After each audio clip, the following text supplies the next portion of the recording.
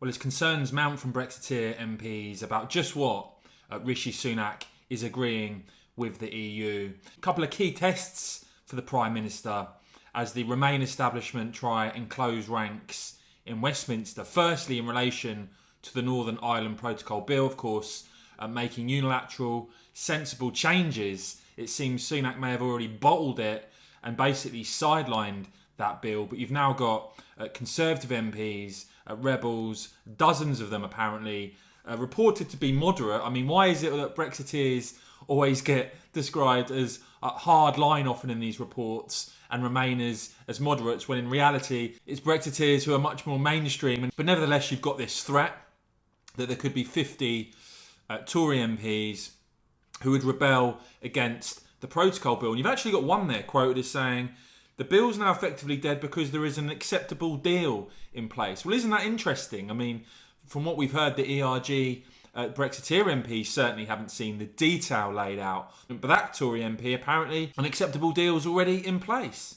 As I said, this is a key test in terms of Sunak's leadership, because I thought this was a pretty pathetic report we saw from London Playbook Politico, that apparently the PM has been privately telling ERG MPs he doesn't want to move forward with a Northern Ireland Protocol bill because of the threat of amendments in the Lords, that it's now facing 90 amendments from peers.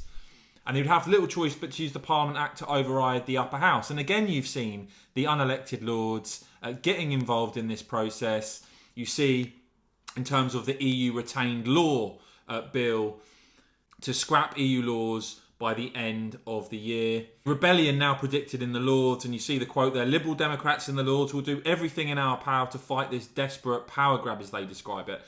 The really ridiculous thing about this whole system, and I don't understand why sensible people actually think an unelected Lords is positive in terms of our democracy and our parliamentary system, is that of course the EU retained law bill has already been voted for in the Commons at third reading stage with a 59 vote majority. Everything's slowed down, the unelected Lords getting involved. I mean, at least if you can have a Lords, have it as elected, so that when voters see these shenanigans going on, they can turf hardline Remainers out.